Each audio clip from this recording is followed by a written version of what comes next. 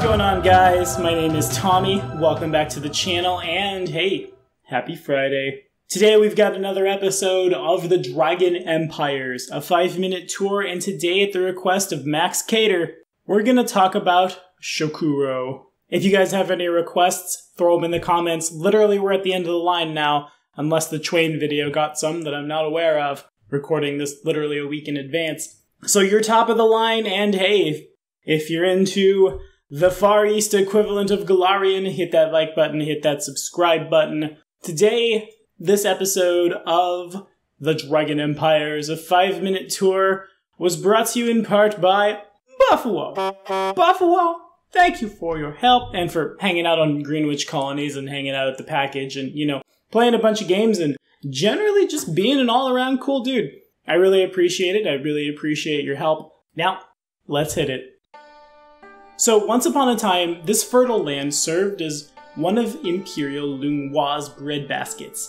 4 closely allied provinces, each specializing in a different crop, toiled night and day to provide much of Imperial Lunghua's fruits, vegetables, grain, and tea. When Lunghua fell, the leader of each realm became convinced that he, and he alone, should rule the 4 provinces, and the resulting conflict was swift and brutal. So brutal, in fact, that no one side won and the croplands burned. Several years later, Shokuro's southern neighbor Lingshen annexed the land, eager to rebuild the region as a provider of foodstuffs. Lingshen pressed the land's surviving peasants into back-breaking servitude, at spear point no less, forcing them to rebuild. Time and again, the people attempted to rebel against Lingshen, but time and again, Lingshen's superior forces crushed and punished each and every rebellion.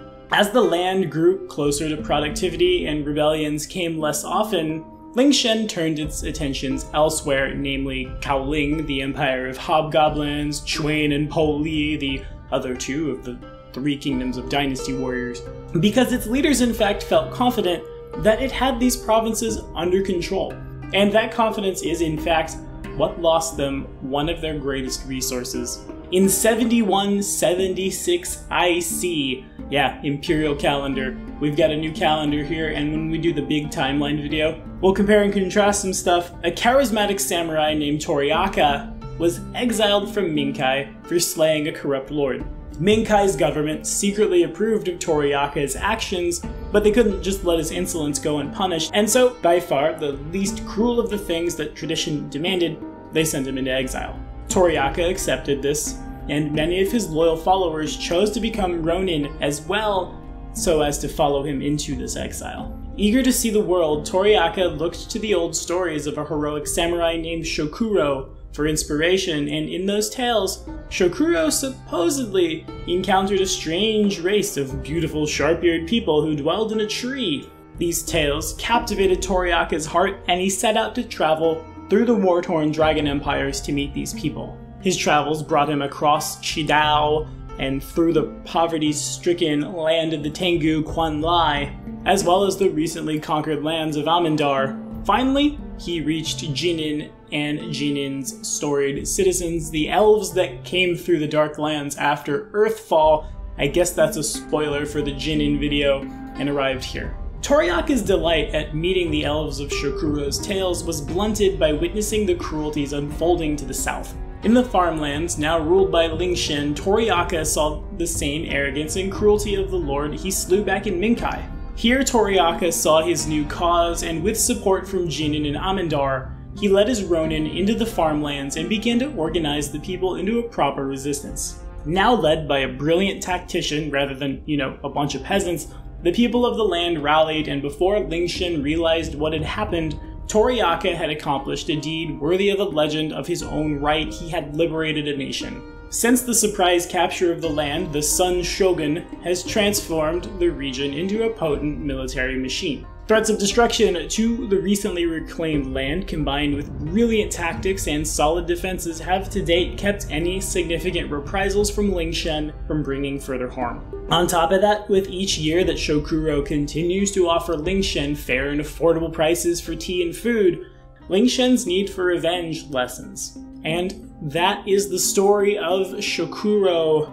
And like all places on Galarian, of course, Shokuro has its own real world equivalent here, we're looking at, though I haven't necessarily seen the movies, 7 samurai, that's the idea. It's not necessarily a village of farmers hiring 7 ronin to fight the bandits who will return to eat their crops, but that's basically the same idea, right? These ronin show up in Shokuro, these ronin, with some noble backing, lead an army of peasants to establish a nation in its own right.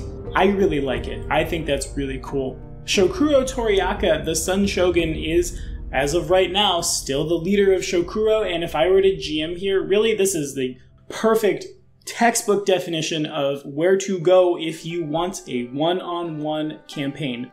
Because wouldn't that be super sweet, right?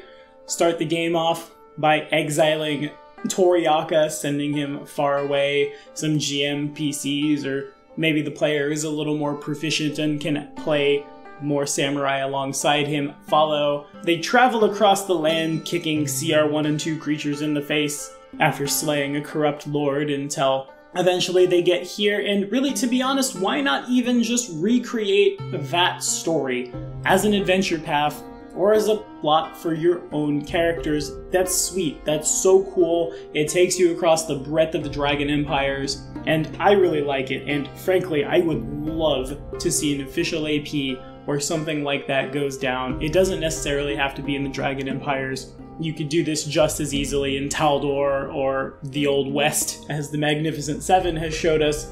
Even not as a one-on-one, a group of 4 or 5 people definitely fill the role of 4 or 5 Ronin really, really easily. But that's all we have for today.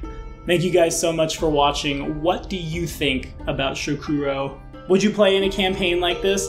Am I suddenly thinking about recruiting for a campaign like this, or is A Tale of 3 Dragons gonna take a hard left as we end up doing this? We'll see. Time will tell. But the next episode of The Dragon Empires, a 5-minute tour, which is up to you, drops next Friday.